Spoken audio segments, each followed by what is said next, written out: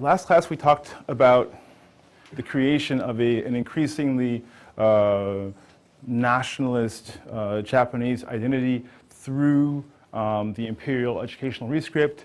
And I want to go back to that sort of time still. We're talking about the 1890s and start there again today.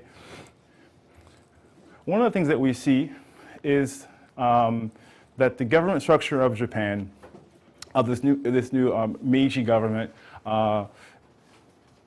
is a very elite-led institution. I mentioned the House of Peers before, which was done by imperial appointment. We didn't discuss the House of the lower house, House of Representatives, which is a very small electorate of men, I should say there, 1% of men. And then it goes up to 2 in 1900, so a very small amount of actual political voice for people in Japan. And we discussed this Privy Council a bit, which was mostly made up of former prime ministers and high-ranking officials who had retired or who were not in office, who advised the emperor. So there always is this sort of support and advice coming from these same people in the government. And another group called the Ginro, or the Elder Statesman Council, is another special advice providing group for the emperor. So these two groups, somewhat based upon like a model from Great Britain, are not really very democratic. The same men hold these jobs, and they kind of rotate between being prime minister or on the Privy Council or elder statesman, and they're really advising the emperor on what to do, and they're also advising their former or future colleagues in the Diet on what to do as well. We do start to see in Japan for the first time political parties. There were sort of nascent parties taking shape, but amongst these same people, right? The popular sort of groundswell of parties is not taking shape until around 1900 with the creation of Seiyukai, still very much elite institution, but it is the first time that we see a party really having a role as a party in government. So if you'll recall, Japan's first prime minister was Ito Hirobumi, who he also is the one, as you'll recall, who had a large role in helping to write the Meiji Constitution. He is very important in many different ways. If we look here at the people who run Japan from the beginning to the end of the Meiji period in terms of the roles of prime minister, we see the name Ito Hirobumi quite a bit. If you look at this, actually, also you'll notice that these are mostly the same people, right? They kind of just keep rotating. There's Ito Hirobumi from Choshu, Yamagata Aitomo from Choshu, Matsukata Masayoshi.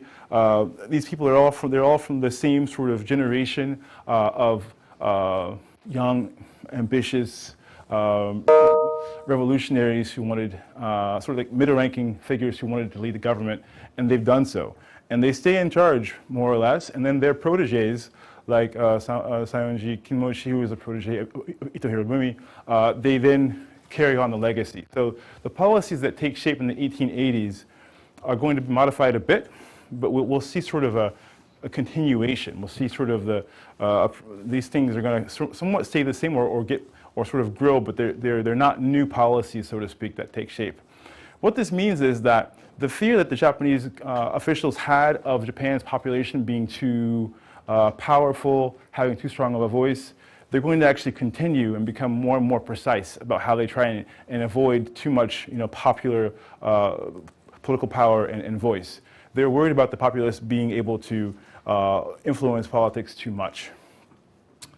A few ways to talk about this. We can talk about, for example, the press ordinance of 1875, which was sometimes called the newspaper abolition ordinance, which makes it illegal to say bad things about the government in writing, and therefore allows the government to then close or to temporarily close journals and papers that do that. This is in the midst, right, of, if you'll recall, the freedom and popular rights movement, where there was a lot of concern for the government, how it was going to take shape in Japan, and worry amongst the early Meiji oligarchs about this sort of political power of the people. It continues with an 1880 public meetings ordinance, which makes it illegal to meet on topics that are trying to change the structure of Japan, and that might also disturb public order. So just one of those.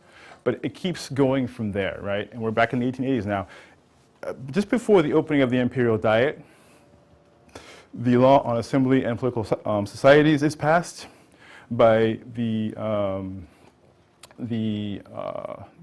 cabinet, the Home Ministry, and the Home Ministry in this law makes very clear that they're trying to keep government to be a very elite institution. So they explain that only 1% of men in Japan can vote based upon how much land they own. They also make it illegal for women to vote officially in writing. It was assumed before, but now it's real, right? They bar women from even taking part or joining in political organizations or parties. Women are also barred from speaking or even attending meetings that are about politics. And of course, when the Diet opens the next year, the new Imperial Diet, which is Japan's bicameral national assembly, they're not allowed to even attend. So this is one of the important elements that I work on in my work that just shows how much the Meiji government, these oligarchs, did not want to have women in this space of politics in Japan. Sorry. And in 1900, the Public Order and Police Law is sort of the linchpin that brings all this together. And it makes it illegal to do basically anything that would disturb the peace or that would disrupt public order. It's a very ambiguous law that is made to help put down things like communist ideology that is starting to grow. We'll talk more about these ideologies later today, but I want to give you a sense of what's happening here.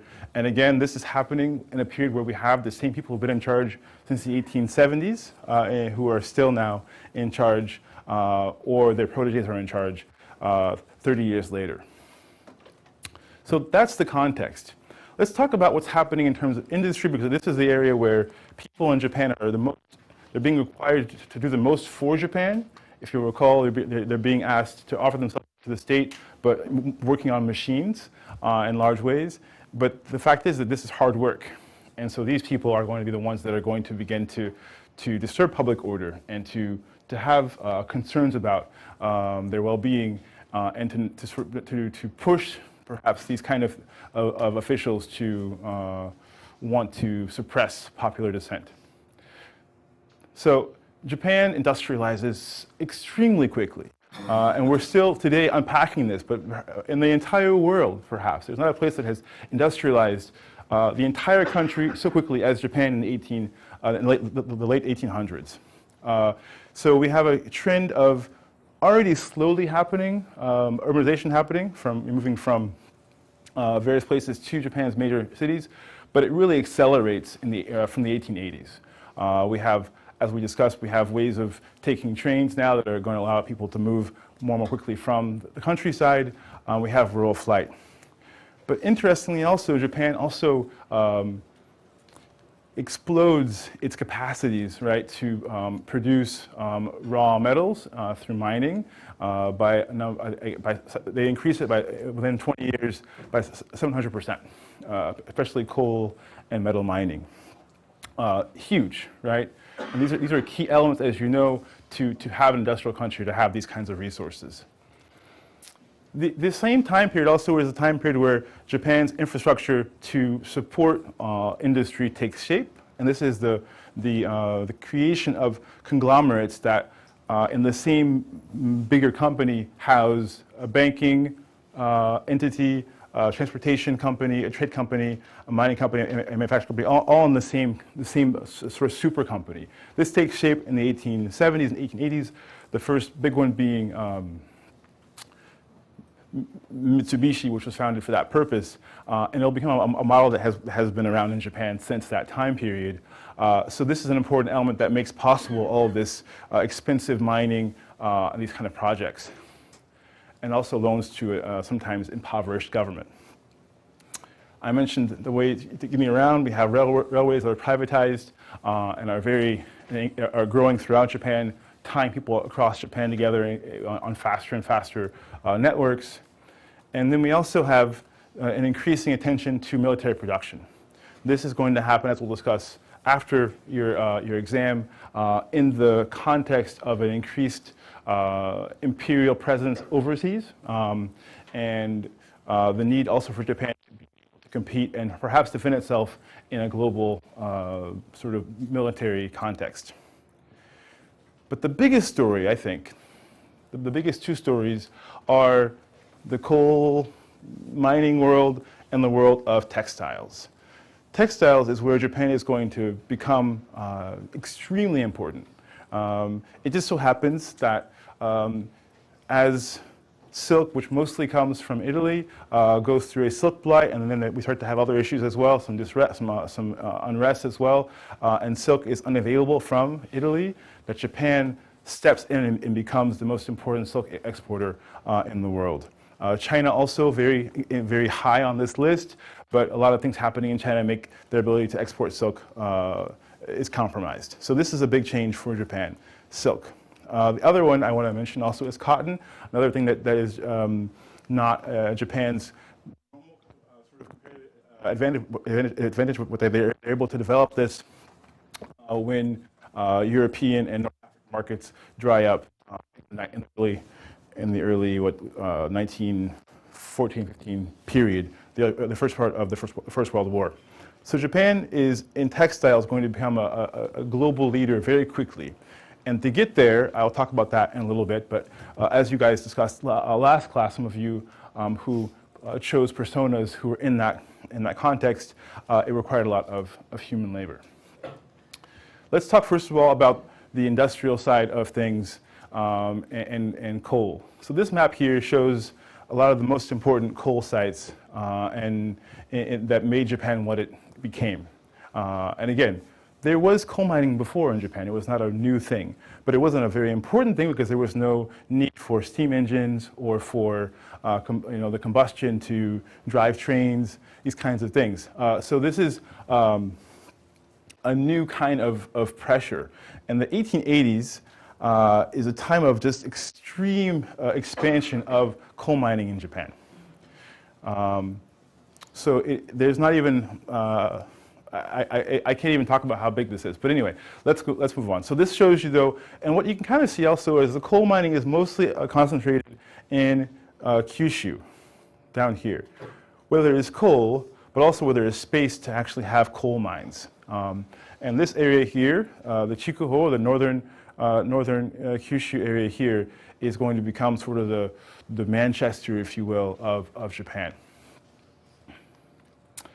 Copper mining, another important area of export. Japan had been leading the world in exporting copper for a very long time. This was one of the most lucrative industries of the shogunate, and they owned the copper mine Besho that produced copper for export, and they were involved in that even when they were a closed country, so they were actually not closed. They were still selling lots of copper.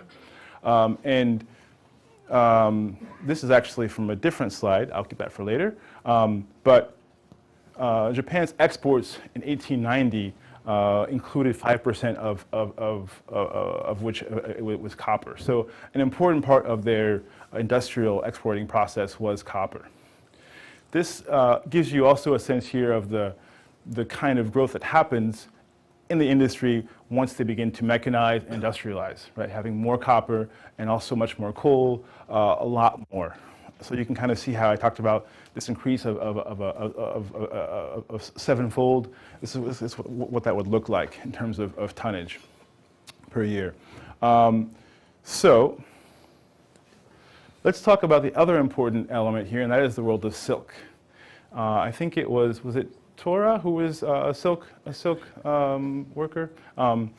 This begins with the government realizing in the 1870s, right, that they perhaps have a silk industry, mostly happening in farmhouses. People are gathering their own silk through silkworms, and they're in the attic of houses. They're actually feeding and then taking care of silkworms. we see this becoming, they realize this could be an area where Japan could enter the market, so to speak. The Meiji government isn't sure what to do with its money or its debts, but they realize, talking with a lot of French investors, that perhaps working in silk would be a good possibility for Japan. So they invest and they borrow money from Mitsui to create a government mill called Tomioka Mill in Gunma, which is up here, just not far from Tokyo, up here in Gunma. And this mill is going to be a mill that's going to jumpstart Japan's silk industry, and that's the goal of this mill.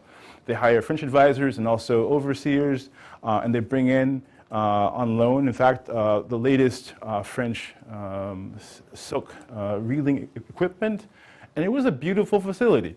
And we can find, like this we can see this kind of woodblock print. We can see just how it was modern, and it was brick, and it was impressive.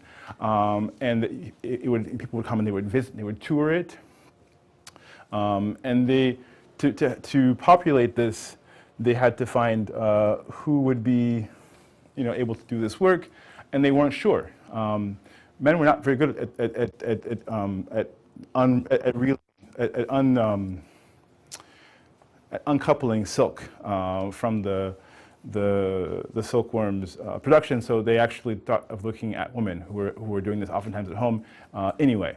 So they focused on women as the market, as the workers for this first mill.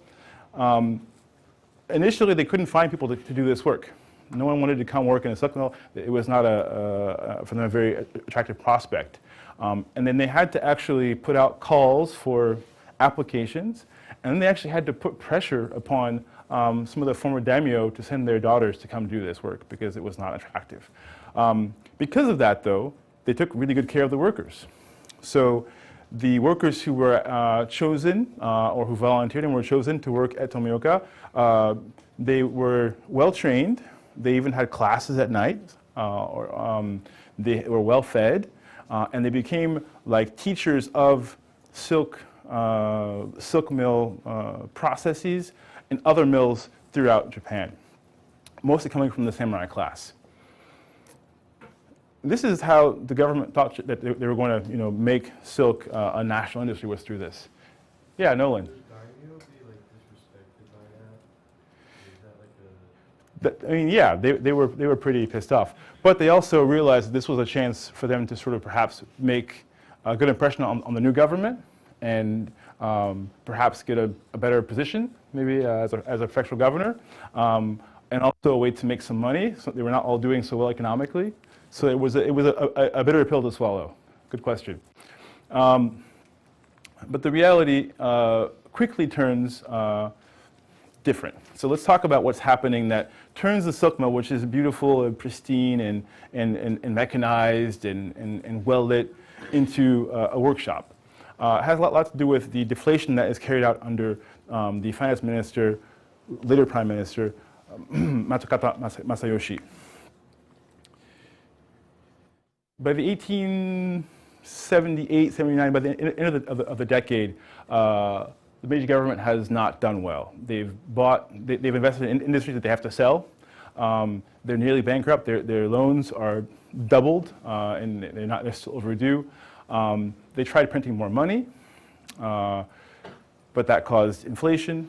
So there was a bit of a crisis happening in the 1870s, by the late 1870s. The new finance minister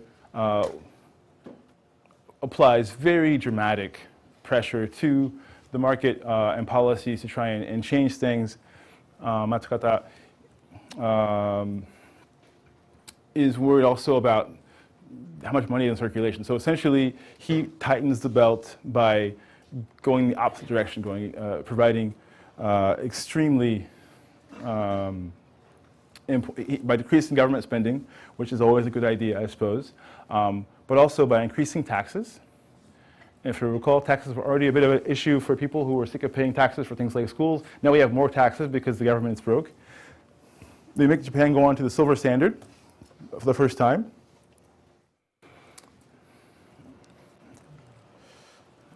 and he also decreases the money supply. These policies, they work. They're very effective. But in the short run, they have pretty severe consequences for, well, I'll show you, for people in Japan. Prices in agriculture especially, they drop, which never good for people who are trying to sell their farm goods to be able to make a living. Japan is still largely agrarian.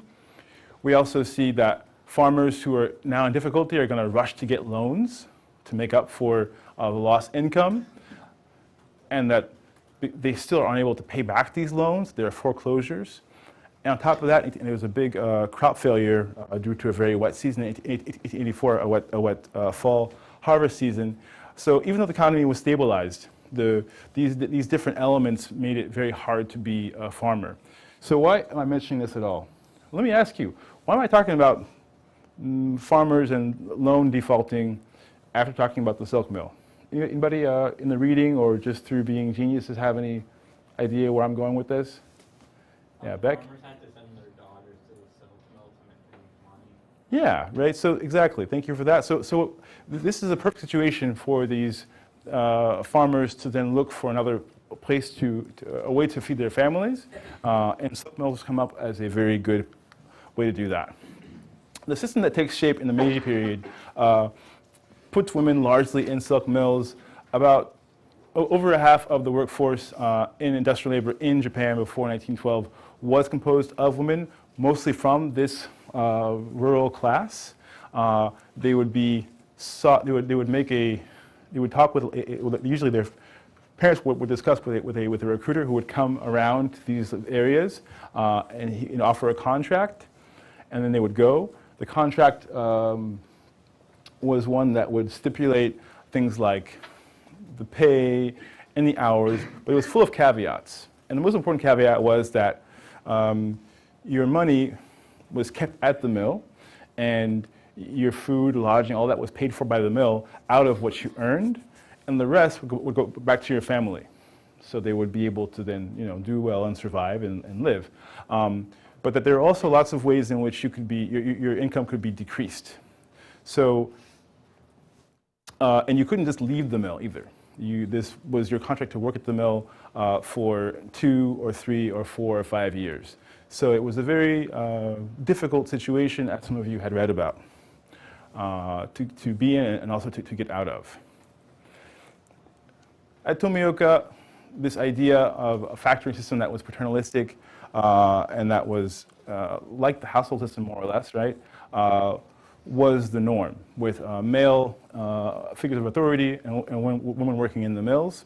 And things were supposed to be fine, right, in that situation, so they thought. But the reality was that they were hiring extremely young women to go do this work, that the men who were overseeing women were oftentimes not very paternalistic. They were oftentimes predatory or misogynist, and also that the need for more silk quicker that comes with this kind of growth continued to increase. So that meant that working conditions got more difficult.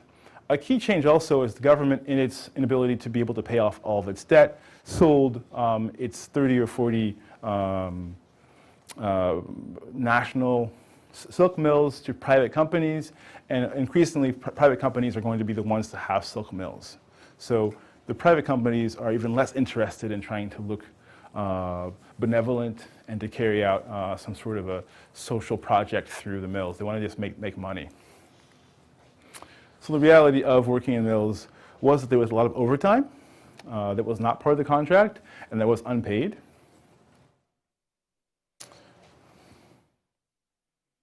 Here's a little poem that might be insightful for us about that aspect.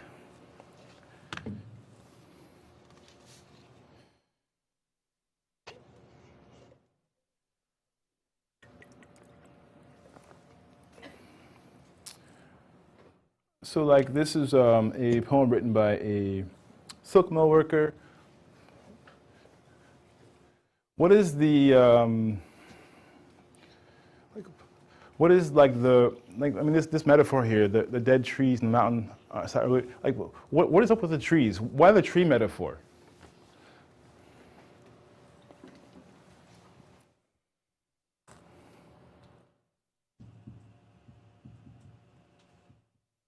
Wesley? The trees are living things like the workers are, and the dead trees being blooming is kind of like saying when the hell freezes over, like it doesn't happen. Okay, I love that, right? So this is a non-reality, right? This is the dead trees and the mountains are blooming. Obviously, the spinning maids are being treated as if they're not humans, right? In the same way that dead trees in the mountains are, in fact, not blooming, right? So that's very apt, right? So this is a very hard situation to be in, and it's one of the costs of Japan's industrialization. We also have extremely crowded conditions. Beginning with sometimes cramped spaces, but also with people having to work back to back. Having two shifts means that women who sleep while others work, then replace those who work, and those who sleep take their place. But in the meantime, they're using the same bedding oftentimes, so you can imagine what that means, right, for personal space, but also for things like sanitation and also for illness. And so one of the biggest elements to be shared in the industrial context of Imperial Japan was tuberculosis, which, if you know what that is, it is a bacterial infection that leads to bleeding in the lungs and eventually to death. It's a deadly disease that luckily we have now vaccines for in the United States and I should say many places. But this was deadly. It was the #1 killer for industrial workers in Japan. So this is another part of the reality of this very sort of un-Tomioka-like mill working experience. There also are issues of being confined. So because of the nature of the contract that was signed, mills were increasingly closed so that you could not leave. They were sometimes connected by like a little catwalk. But there are also things like bars to keep you from jumping out of windows and escaping. So it was dangerous work in terms of the machinery, but also in terms of just if you try to leave, it could be very dangerous as well. Another illustrating poem here.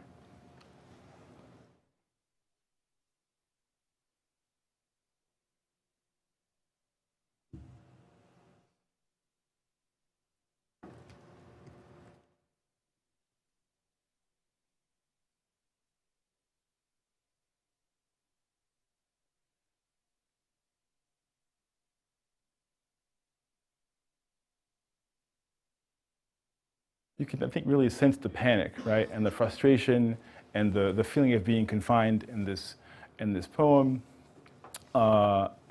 And the idea of it being a prison here is important, but also the doorkeeper. The doors actually were often closed from the outside, so you couldn't unlock it to get outside, for example, if you needed to. Someone had to open the door for you, and usually this was a male doorkeeper. This could be an issue if people do need to get out of this industrial site, as you can probably imagine, right? And this is not unique to Japan, but a major example of these kind of dangers was the Aichi spinning and weaving factory fire in 1900 in the morning. So when everyone was, well, when half the workers were asleep, the dormitory was still locked and the windows were ironclad, and women could not get out after the fire started, and so 30 of them did perish in that event. And this is one that was famous and was talked about, but this is, 1900. There were more before this, but this was the one that, because of, sort of the increase in newspapers, right, and sort of journalism, we see this talked about more because of this time period.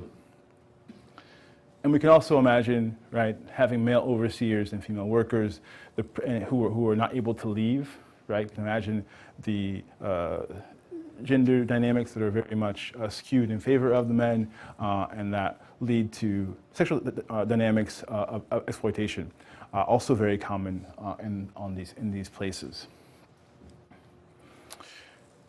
So we can understand why people didn't want to stay in these jobs and why they, when unable to leave because of contractual obligations, why they decided to then protest. So there are lots of protests, but there are a few that I want to highlight. One is the Amiya Silk Mill, which is down not far from Osaka. Women actually walked out after trying to negotiate better pay and better hours. And then they were joined by more workers after 3 days.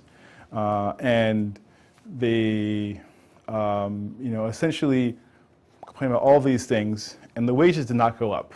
But they were able to get better conditions, better hours.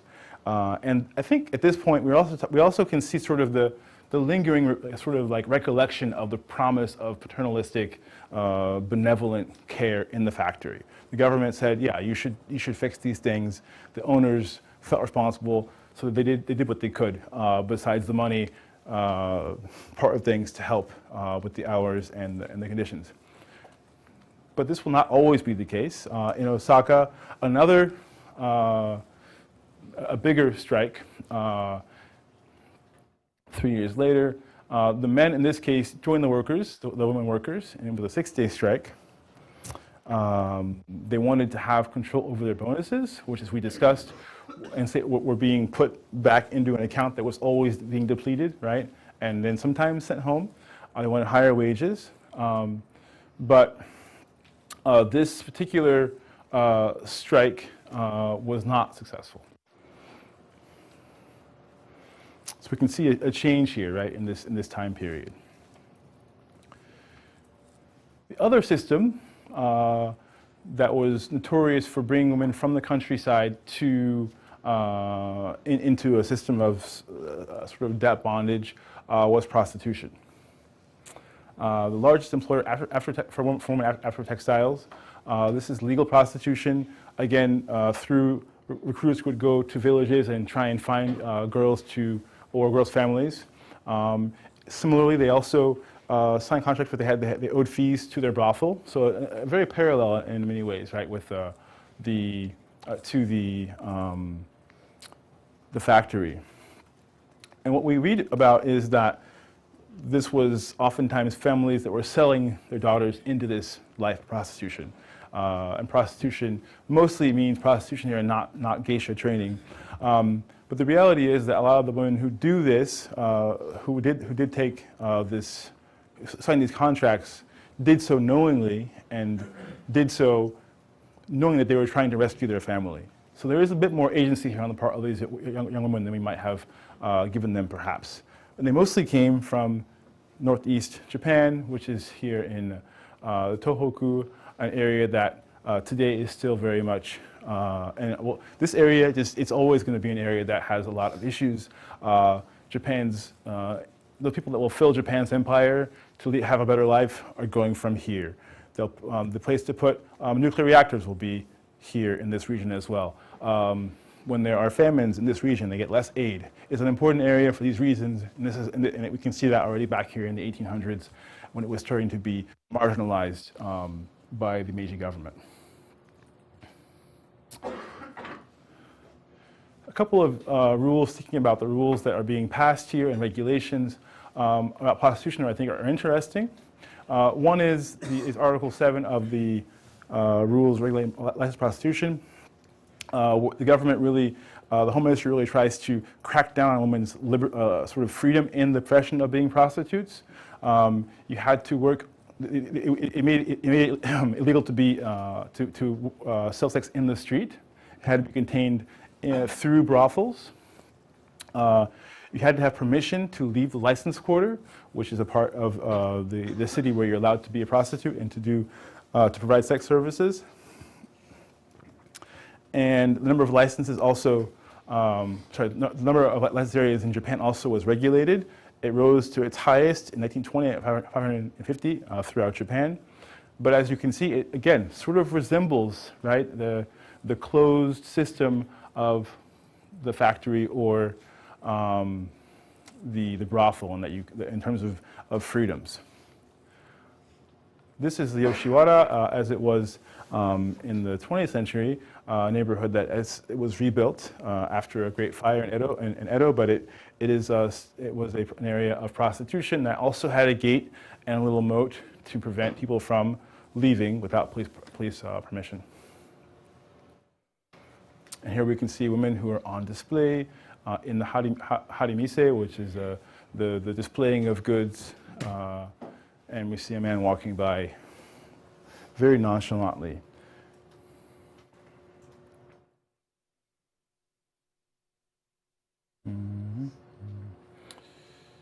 Let's skip that one. All right. So overall, industrialization in Japan relied heavily upon poor women and their vulnerability and their economic needs and those of their families. What we can see here is that women who went to school, most of the women in Japan did go to school. But then if we look at in those numbers, there is a lot of disparity, a lot of we can say, economic diversity, in that prostitutes had oftentimes the least schooling, and that in that sort of 2% that didn't have schooling were this 13% of prostitutes who had no schooling. So we do see that there are some correlations here between being able to access education and to afford to leave home for school and not. And that most prostitutes also didn't complete the full 6 years of schooling. So again, in that 2%, maybe there's some of these, but also if we look at how many actually finished schooling, we're not no longer at 90%, but it's not a big number. That number contains this 72%. And it was a transitional phase of labor, so women did not usually stay their whole lives prostitutes. It helped to do something else. Let's talk lastly about mining. It's a fascinating part of Japan's industrial history, in which women were also involved.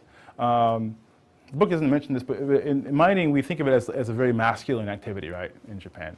The men are, they're hewing coal from the rock. It's dirty, it's dark, it's dangerous work. There are cave-ins. But in Japan, this was not seen as men's work necessarily. Oftentimes men and women worked in teams, with women on top doing all of they call it the day work, all the cleaning and all the sorting and processing and all the small hauling.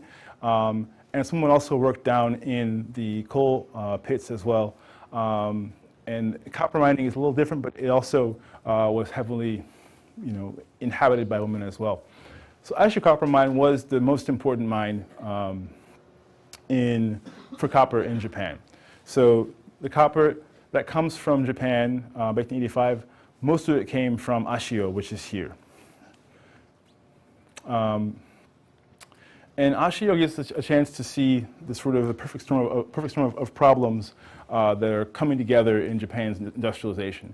And I know that some of you read about this, and I asked you also, I gave you a persona to be, which was somebody who was I think it was a farmer living and working close to the Watarai River, that was talking about this particular case. So Ashio Copper Mine, copper requires you to separate, like many other kinds of mining, ore from the rest of what is mined. It's a very labor-intensive process, and it's also a very polluting process. You use a lot of water to send off the unnecessary materials, but also it creates a lot of smoke as it is processed. So what happened was the smoke went up into the atmosphere and it came down into the soil, and that creates one kind of pollution. But also the water the runoff from the mine itself carried the pollutants also into the water.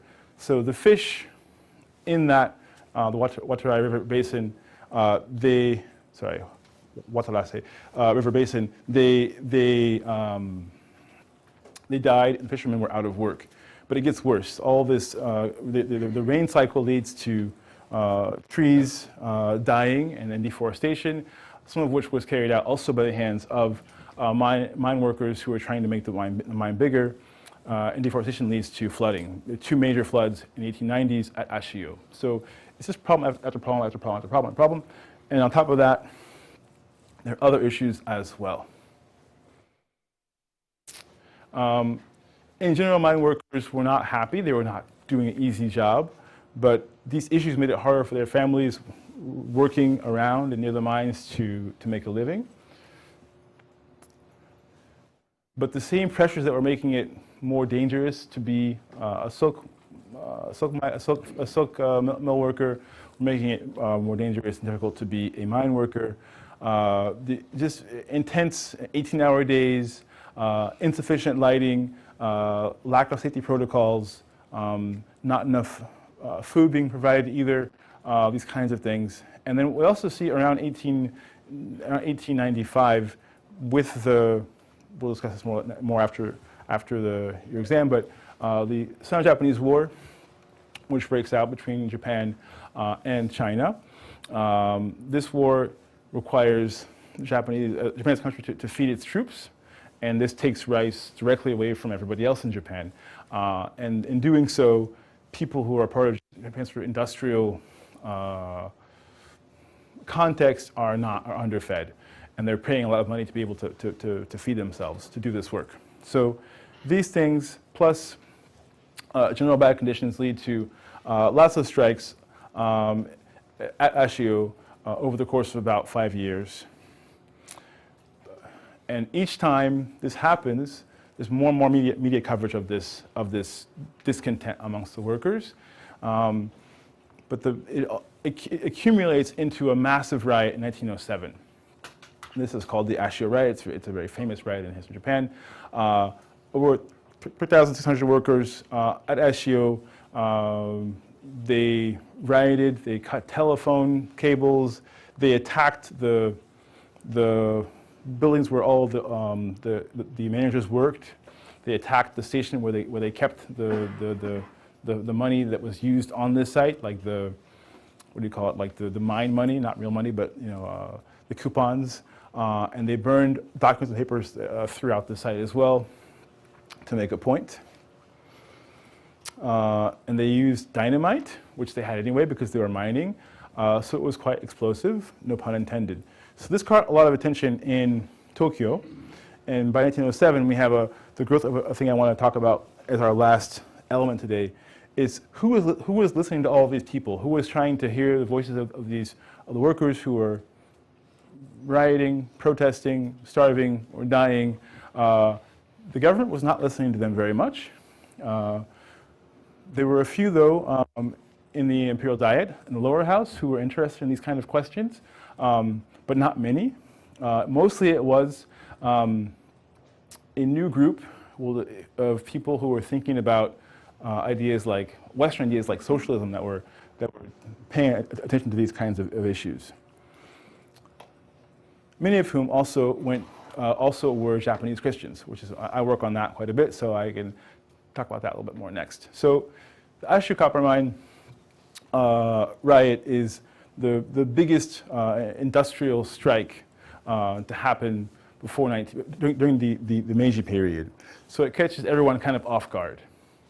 As I mentioned before, I think, with the 1900 Public Order and Police Law, striking is illegal. So in that context, what they're doing is illegal, but there's no structure to take care of besides arresting them, right, to handle this. So they bring in advocates to help them make their case, one of whom is a socialist named Suzuki Bunji, who also was a Japanese Protestant Christian, went to the University of Tokyo, heavily influenced by Western thought, wrote and spoke English, read and spoke English, and was up on the latest literature coming out of sort of the early 20th century sort of world socialism. So he was interested in this cause. He helped to negotiate some things. He also helped to plead their case of the workers and to also talk about it throughout the country. And he actually founds Japan's first labor union called the UIKA in 1912. Until this point, there have been efforts to create a socialist party that was shut down using the Public Order and Police Law in 1900. There was also the creation of a communist party, also shut down. A socialist newspaper lasted for 2 years, closed in 1904. Through these same long list of government laws and rules against press freedom, So it's quite an accomplishment. He's able, 1912, to finally make this happen. And his basic contention is that the government needs companies to work, and companies need to talk with employees as they need to find common ground. So it's not revolutionary, but it does create the basis for workers to have rights and to have some authority and some power in their numbers. And it will later on become Japan's the first national enormous union called Sodome, with hundreds of thousands of workers who are subscribers, and there will be many strikes happening over the course of Japan's history from this point on, based upon this smaller group called the Uikai. But the outcome is in-house labor councils or union councils in which the companies avoid strikes by talking to this in-house Sodome council and figuring out what they really want. And so there's actually not a lot of striking happening in Japan after 1920 or so, until the post-war period. I mentioned communism and socialism. I want to take a second and talk about them a bit more here today. So Kotoku Shusui was the founder of the, is that on here anywhere? No, of the newspaper called the Heimin Shinbun, or the People's Paper, that was translating the Russian works of of Kropotkin, these figures who are sort of early Russian socialism, bringing them into Japan and publishing their works in Japanese. He's advocating anarchy as a way to achieve socialism in Japan. He is a leading leftist figure, and there are many others, but I just wanted to mention him first. Another is Kanosuga, another leftist as well. But I mention them because they are very popular and influential amongst their various crowds, but the government is very worried about what they might want to do. And the ultimate application of the Public Order and Police law is to prosecute leftists. In 1911, there was a plot apparently to assassinate the Meiji Emperor. Never happened, but some things were found. And of course, someone was unhappy with the emperor. They had planned to kill the emperor, Meiji Emperor. Claimed to perhaps try and bring about a new Japan. But what we see is that the government turns this threat, or this potential threat of assassination against leftists. Now, there actually has never been any evidence to link Kotoku Shusui or Kanosuga or other prominent, call them anarcho-socialists, to this plot.